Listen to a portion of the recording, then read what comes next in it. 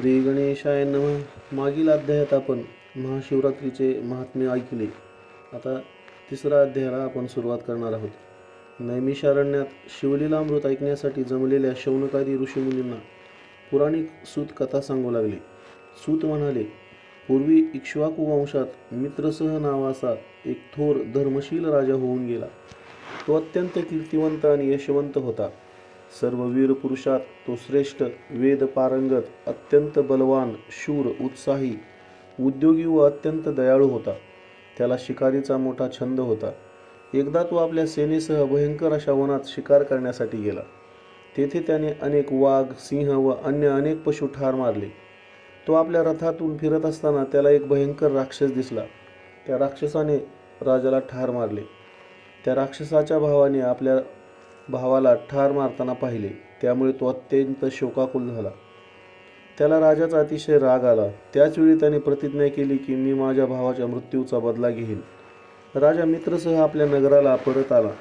एके दिवशी तो राक्षस आचार्याचे रूप घेऊन राजाकडे आला व म्हणाला, महाराज, मी पाकशास्त्रात अत्यंत निपुण आहे. मला आपल्याकडे आचारी म्हणून ठेवलेत तर मी उत्तमोत्तम अन्न पदार्थ तयार करीन. राजाने त्याला आपल्या मुतपाकखान्यात मुख्य आचारी म्हणून ठेवले. मित्रसह राजाला मदयंती नावाची पत्नी होती. ती थोर पतिव्रता होती. नवीन आचार्य आलेला पाहून तिलाही अत्यंत आनंद झाला. एके दिवशी राजाकडे पितृश्राद्ध होते. भोजनासाठी वशिष्ठ ऋषींना बोलावले होते. पाने मांडली गेली. वशिष्ठादी भोजनासाठी पानावरती बसले. त्याचवेळी आचार्याच्या रूपात आलेल्या त्या राक्षसाने अन्नपदार्थामध्ये नरमांस मिसळले व ते आणून पानात वाढले.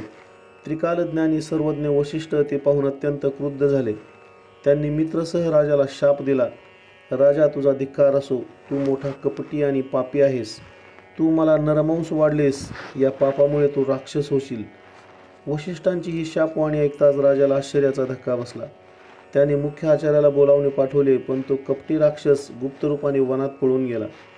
राजाला वशिष्ठांचा अतिशय राग आला. तो वशिष्ठांना म्हणाला, ऋषीवर्य, माझी काहीच चूक नाही.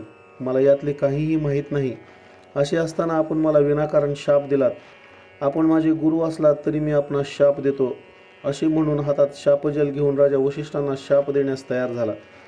तेव्हा राणी मदयंती राजाच्या पाया पडू लागली. ती राजाला समजावीत म्हणाली, आपण थोडा विचार करा. शिष्याने गुरुला शाप देणे योग्य नाही. ते पाप आहे. आपण गुरुला शाप दिलात तर नरकवास भोगावा लागेल. राजा म्हणाला, प्रिये, तू म्हणतेस ते खरे आहे, पण ओंजळीतले पाणी जर मी जमिनीवर टाकले तर जमीन जळून जाईल, ती नापीक होईल. असे म्हणत राजाने ओंजळीतले ते शापजल आपल्या दोन्ही पायांवरती टाकले. त्यामुळे राजाचे दोन्ही पाय गुडघ्यापर्यंत काळे झाले. त्यांना कुष्ठवर्णाचा कुष्ठरोग झाला. तेव्हापासून मित्रसह राजाचे नाव कल्माशपाद असे झाले. वशिष्ठांना जेव्हा हा सगळा प्रकार समजला तेव्हा त्यांना राजाची दया आली. त्यांनी राजाला उशाप दिला, राजा, 12 वर्षानंतर तू या शापातून मुक्त होशील. मग तू पूर्ववत येथे परत येशील. असे सांगून वशिष्ठ ऋषी निघून गेले. वशिष्ठांच्या शापाने राजा राक्षस होऊन अरण्यात भटकू लागला. त्याने त्या अरण्यातील अनेक प्राण्यांना ठार मारले. एके दिवशी अत्यंत क्रूर असा तो राक्षस अरण्यात भटकत असताना त्याला एक ब्राह्मण कुमार दिसला. त्याच्याबरोबर त्याची पत्नीही होती. त्या राक्षसाने त्या ब्राह्मणाला खाण्यासाठी पकडले. आपल्या पतीला राक्षसाने पकडलेले पाहून त्या ब्राह्मणाची पत्नी रडू लागली. जमिनीवर गडबडा लोळू लागली. ती त्या राक्षसाला म्हणाली, अरे, तू सूर्यवंशातला राजा आहेस. तू असले पाप करू नकोस. तू अयोध्येचा सम्राट आहेस. अरे, हा माझा पती मला प्राणाहून प्रिय आहे. याला खाऊ नकोस, ठार मारू नकोस.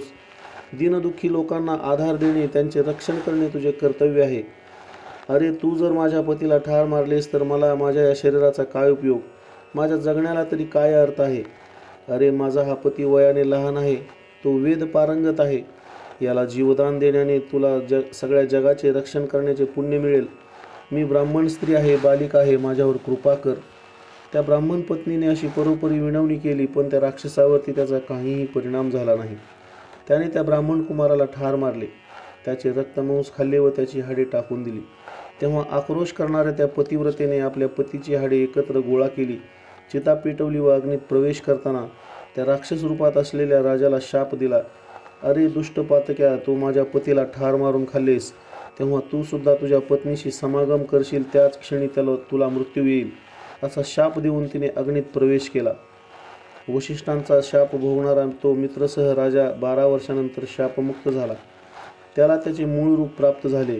तो आपल्या घरी परत आला, परंतु आल्यावर त्याने सगळी हकीकत आपल्या पत्नीला सांगितली. मदयंतीला अतिशय दुःख झाले. आपल्याला वैधव्य येईल या भीतीने तिने मन कठोर करून राजाचा स्पर्श टाळला. राजाच्या मनावर याचा फार विपरीत परिणाम झाला. तो राज्य सुखोपभोगांचा, राजलक्ष्मीचा त्याग करून वनात निघून गेला. राजा रानावनात भटकू लागला, परंतु आपल्या मागोमाग एक पिशाच येत आहे असे त्याला आढळले. ती ब्रह्महत्या होती. पूर्वी शापकाळात त्याच्या हातून एका ब्राह्मणाची व त्याच्या पत्नीची हत्या झाली होती. तीच ती ब्रह्महत्या. या ब्रह्महत्येपासून मुक्त कसे व्हायचे याची राजाला काळजी वाटू लागली. त्यासाठी तो अनेक तीर्थक्षेत्रांना गेला, पण ब्रह्महत्या त्याचा पाठलाग काही सोडेना. त्यामुळे अतिशय दुःखी झालेला राजा अनेक तीर्थांचे दर्शन घेत मिथिला नगरीला आला. त्याचवेळी गौतम मुनी तेथे आले. राजाने गौतम ऋषींना साष्टांग नमस्कार केला. दयाघन गौतमांनी त्याला कुशल विचारले असता राजाने आपली सगळी हकीकत त्यांना सांगितली. राजाची दुःखी अवस्था पाहून गौतम मुनी त्याला आशीर्वाद देत म्हणाले, अरे राजा, तू मुळीच घाबरू नकोस. अरे भगवान शंकर रक्षण करते असताना त्यांच्या शरणागत भक्तांना कसली भीती. गौतम मुनी पुढे म्हणाले, भू कैलास गोकर्ण क्षेत्र, तेथून मी आलो अपार महिमा तेथीचा न वर्णावे. ओंकार रूपे कैलासनाथ, भवानी सहित तेथे नांदत. सूर असुर किन्नर सेवित, अर्धमात्र पीठजे. पश्चिम सागराच्या काठावरती गोकर्ण नावाचे अत्यंत मनोहर असे पवित्र तीर्थक्षेत्र आहे. त्याच्या सेवनाने सर्व महापापांचा संहार होतो. तेथे मोठ्यातली मोठी पापे सुद्धा टिकत नाहीत. ते साक्षात भूकैलास असून संत साधकांचे ते माहेर आहे. तेथे भगवान सदाशिवाच्या केवळ नामस्मरणानेच महापापे जळून भस्म होतात.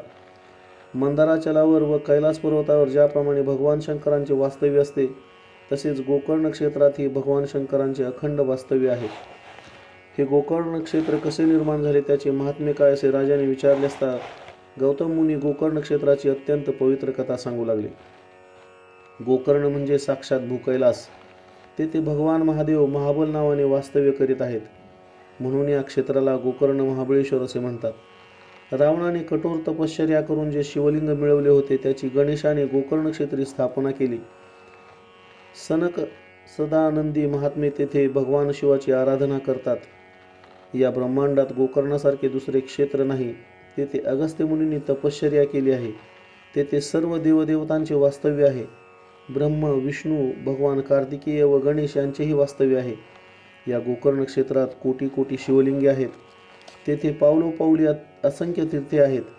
सतयुगात महाबल भगवान शिव श्वेतवर्णी असतात.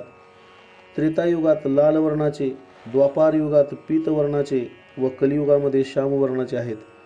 तेथे ब्रह्महत्यादी पापांचा नाश होतो. या जगात जे ब्रह्मघातकी, भूतद्रोही, महापापी, लबाड आहेत, ते गोकर्ण क्षेत्रात जाऊन व तेथील तीर्थात स्नान करून शिवाराधना करतात. ते शिवलोकाला जातात. गोकर्ण क्षेत्री जाऊन शिवपूजा करणारा ब्रह्मपदाला जातो.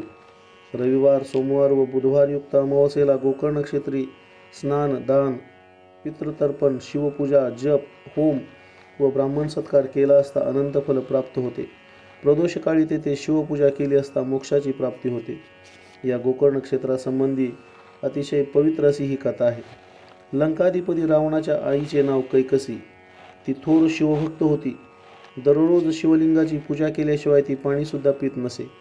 रावणाचे कल्याण व्हावे, त्याला सर्वत्र विजय मिळावा म्हणून ती पंचधान्याच्या पिठाचे शिवलिंग करून त्याची नित्यनेमाने पूजा करीत असे. त्यामुळे इंद्राला राग आला आणि त्याने ते शिवलिंग समुद्रात फेकून दिले. त्यावेळी रावणाची आई कैकसी ही शोक करू लागली. तिने अन्न पाण्याचा त्याग केला. ही गोष्ट रावणाला समजली तेव्हा तो तिला म्हणाला, माते, माझ्यासारखा पुत्र तुला असताना तू शोक का बरं करतेस? मी तुला भगवान शंकराचे आत्मलिंगच आणून देतो. असे सांगून रावण कैलास पर्वतावर गेला. तेथे त्याने भगवान शंकराची अनेक प्रकारांनी मनोभावे आराधना केली. त्याच्या भक्तीने प्रसन्न झालेले भगवान शंकर त्याला म्हणाले, रावणा, तुझ्या भक्तीने मी प्रसन्न झालो आहे. तुला हवा असेल तो वर माग. रावण म्हणाला, प्रभो, आपण माझ्यावर प्रसन्न असाल तर मला आपले आत्मलिंग द्या. याशिवाय या त्रैलोक्यात अत्यंत सुंदर असलेली स्त्री मला द्या. प्रसन्न झालेल्या शंकरांनी कोटी सूर्यचंद्राची प्रभा असलेले अत्यंत दिव्य असे आत्मलिंग हृदयातून काढून रावणाला दिले. मग भगवान शंकर म्हणाले, माझी ही पार्वती त्रैलोक्य सुंदरी आहे. अशी सुंदर स्त्री ब्रह्मदेवसुद्धा निर्माण करू शकणार नाही. परंतु तुझ्या भक्तीने मी अत्यंत संतुष्ट झालो असल्याने ही पार्वती मी तुला देतो, ती घेऊन जा. रावण आनंदाने वेडा झाला. त्याने पार्वतीला खांद्यावर घेतले, दिव्यलिंग हातात घेतले व तो अत्यंत वेगाने दक्षिणेकडे लंकेला जाण्यासाठी निघाला. ही वार्ता त्रैलोक्यात पसरली आणि सगळीकडे हल्लकल्लोळ माजला. गणेश, कार्तिकेय, नंदिकेश्वर दुःखाने व्याकुळ झाले. ते भगवान शंकराला म्हणू लागले, भोलेनाथ, तुम्ही हे काय करून बसलात? तेव्हा शंकर म्हणाले, तुम्ही कसलीही चिंता करू नका. वैकुंठनाथ विष्णू पार्वतीचा कैवारी आहे, तो तिच्यासाठी धावून येईल. रावण पार्वतीला घेऊन चालला असताना ती भगवान विष्णूंचा धावा करू लागली. तेव्हा भगवान विष्णू एका ब्राह्मणाचे रूप घेऊन रावणाच्या मार्गावरती आडवे आले. त्यांनी रावणाला विचारले, अरे, ही असली स्त्री तुला कुठे मिळाली? रावण म्हणाला, भगवान शंकरांनी ही त्रैलोक्य सुंदरी दिली आहे. तो ब्राह्मण हसून म्हणाला, काय, ही त्रैलोक्य सुंदरी? अरे, तिला खाली उतरवून तिच्याकडे एकदा बघ. रावणाने पार्वतीला खाली उतरवले आणि पाहतो तो काय, ती अत्यंत कुरूप दिसत होती. ती वृद्ध, गाल बसलेली, तोंडाचे बोळके झालेली दिसत होती. तेव्हा तो ब्राह्मण मोठ्याने हसू लागला. रावण तिला तिथेच टाकून परत कैलासाकडे निघाला. भगवान विष्णूंनी तिची माता भद्रकाली म्हणून स्थापना केली. रावण रागारागाने शंकरांकडे गेला आणि म्हणाला, असली कुरूप स्त्री मला कशासाठी दिलीत? भगवान शंकर म्हणाले, अरे, तू तिचा नाद सोड. ती मोठी कवटाळी नाही, ती आपले रूप लपवून ठेवते. मग भगवान विष्णूने आपल्या शरीराच्या मुळापासून एक सुंदर स्त्री निर्माण केली व ती मायासुराच्या पोटी जन्माला आली. तिचे नाव मंदोदरी. भगवान शिव रावणाला म्हणाला, मायासूर आपली अत्यंत सुंदर कन्या तुला देईल.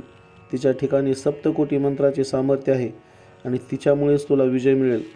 मग रावणाने आत्मलिंग घेऊन पुन्हा पूर्वस्थळी आला. तेथे गणपती गुराख्याचे रूप घेऊन गायी राखत होता. सगळ्या देवांनी त्याला प्रार्थना केली होती, गणेशा, रावणाच्या तावडीतून आत्मलिंग सोडवून घे व त्याची अक्षय स्थापना कर. याच वेळी रावणाला लघुशंकेची इच्छा झाली. तो मनातल्या मनात तळमळू लागला, त्याला पुढेही जाता येईना.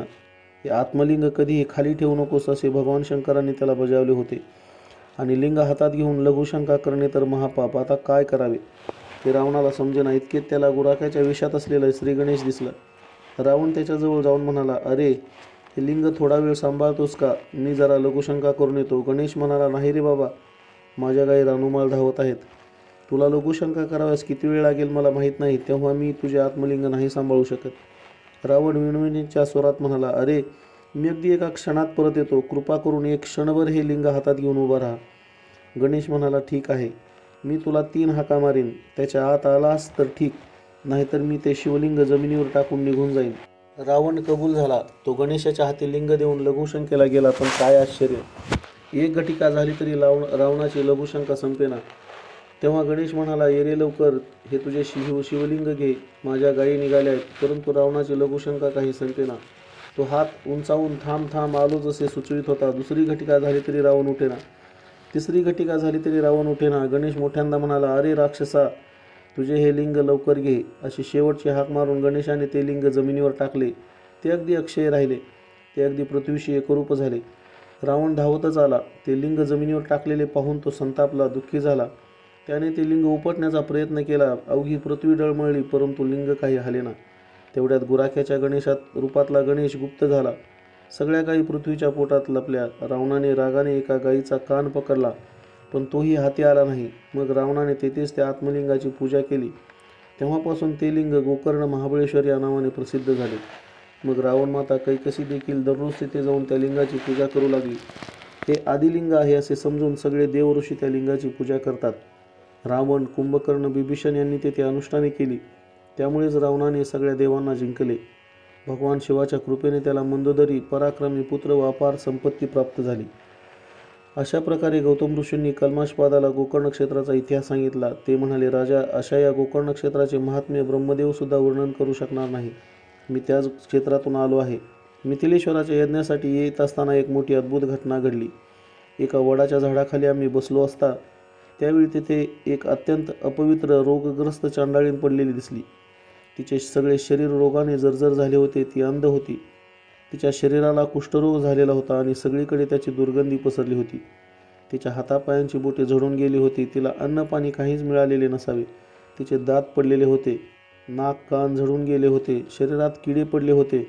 तिचे सगळे शरीर मातीने मळले होते. शरीरावर वस्त्रही नव्हते. पूर्वजन्मीच्या पापाचे फळ ती भोगीत होती. तिचा मरणकाळ अगदी जवळ आला होता. इतक्यात तेथे एक दिव्य विमान आले. त्यात शिवगण बसलेले होते. मंगलवाद्य वाजत होती. गंधर्व किन्नर गायन करीत होते. अष्टनायिका नृत्य करीत होत्या. ते शिवगण त्या चांडाळणीला नेण्यासाठी आले होते. त्यावेळी मी त्या शिवगणांना विचारले, तुम्ही कुणाला नेण्यासाठी आला आहात? तेव्हा ते शिवगण म्हणाले, या चांडाळणीला आणण्यासाठी भगवान शंकरांनी आम्हाला पाठवले आहे. ते ऐकून मला मोठे आश्चर्य वाटले. मी त्यांना विचारले, या चांडाळणीने कोणते पुण्य केले होते? असे विचारले असता ते शिवदूत सांगू लागले, पूर्वी केकय नावाचा एक ब्राह्मण होता. त्याला सुमित्रा नावाची एक कन्या होती. तिला स्वतःच्या सौंदर्याचा मोठा गर्व होता. तिला बालपणीच वैधव्य आले होते, परंतु तारुण्य मदामुळे ती स्वधर्म विसरून जार कर्म करू लागली. त्यातूनच तिला गर्भधारणा झाली. त्यामुळे तिच्या बापाने तिला घरातून हाकलले. बापाने घरातून बाहेर काढल्यानंतर ती एका शूद्राकडे राहू लागली. त्याच्यापासून तिला अनेक मुले झाली. मद्यसेवन करण्यात आनंद मानणाऱ्या तिला कसलाही सारासार विचार राहिला नाही. एकदा तो शूद्र शेतात गेला असता दारूने धुंद झालेले तिने मांस खाण्यासाठी गायीचे वासरू ठार मारले व त्याचे मांस खाल्ले व वाघाने वासराला खाल्ले असे ती सर्वांना सांगू लागली. नंतर काही दिवसांनी तिला मृत्यू आला. यमदूतांनी तिला बांधून यमलोकात नेले. तेथे तिला अनेक प्रकारच्या यमयातना भोगाव्या लागल्या. मग यमाने चित्रगुप्ताला विचारले, हिने कधी काही पुण्य केले होते काय? तेव्हा चित्रगुप्त म्हणाला, हिने शिवनाम घेऊन वासराला ठार मारले होते. मग यमाने तिला पृथ्वीवर चांडाळ योनीत घातले. ही जन्मजात अंध झाली. कुत्र्याचे उष्टे खाऊ लागली. पुढे हिचे आईवडील देखील मरून गेले. मग हातात काठी घेऊन ती गावोगाव भीक मागत फिरू लागली. एकदा माघ महिन्यातील महाशिवरात्रीनिमित्त पुष्कळ लोक शिवनामाचा जयघोष करीत गोकर्णाला चालले होते. त्यांच्याबरोबर ही चांडाळणी सुद्धा निघाली. गोकर्ण क्षेत्रात आली व तेथे भद्रकाली मंदिराजवळ पडून राहिली. त्या दिवशी तिच्या पोटात अन्नाचा कणही नव्हता. अन्नवाडा अन्नवाडा असे ती सारखे ओरडत होती. लोक शिवनाम घेत प्रदक्षिणा घालत होते. त्यातील एका भक्ताने हिच्या हातात एक बिल्वपत्र आणि बेलाचे पान टाकले. या पापिणीने ते बेलाचे पान चाचपून पाहिले. ते खाण्यासारखे नाही असे ओळखून रागाने दूर भिरकावून दिले. पण दयोयोग कसा, ते बिल्वपत्र गोकर्ण शिवलिंगावरती पडले. या चांडाळणीचा उपवास घडला आणि बिल्वपत्राने शिवपूजन झाले व रात्री जागरण देखील झाले. लोक शिवनामाचा अखंड घोष करीत होते. त्यामुळे चांडाळींसुद्धा तसेच शिवस्मरण करत होती आणि अशा स्थितीत ही तेथे आता पडली होती, असा त्या चांडाळणीचा वृत्तांत शिवगणांनी सांगितला. त्याच क्षणी तिला दिव्य देह प्राप्त झाला. शिवगणांनी तिला दिव्य विमानात बसविले. आपले पूर्वकर्म आठवून ती शिवस्मरण करू लागली. मग शिवगण तिला शिवपदाला घेऊन गेले. गौतम ऋषी कल्माशपादाला म्हणाले, राजा, तू सुद्धा आता गोकर्ण क्षेत्राला जा व तेथे बिल्वपात्रांनी पार्वती परमेश्वराची पूजा कर. असे सांगून गौतम ऋषी जनकाच्या यज्ञासाठी निघून गेले. मग कल्माशपाद मित्रसह राजा गोकर्ण क्षेत्राला गेला. तेथे त्याने शिवरात्रीच्या दिवशी दिव्य अशा गोकर्ण शिवलिंगाची बिल्वपात्रांनी मनोभावे पूजा केली. त्यामुळे भगवान सदाशिव प्रसन्न झाले. कल्माशपादाचे ब्रह्महत्येचे पाप नष्ट झाले. तो पूर्णपणे निर्दोष बनला. त्याच वेळी कैलासाहून शिवगण दिव्य विमान घेऊन आले. आकाशातून देवांनी पुष्पवृष्टी केली.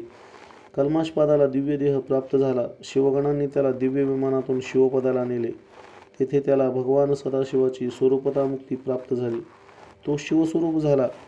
तर असा हा शिवरात्रीचा व गोकर्ण क्षेत्राचा महिमा आहे. आपण आमच्या चॅनलला अद्याप सबस्क्राईब केलं नसेल तर चॅनलला सबस्क्राईब करा आणि व्हिडिओ आवडल्यास व्हिडिओला लाईक आणि शेअर करा.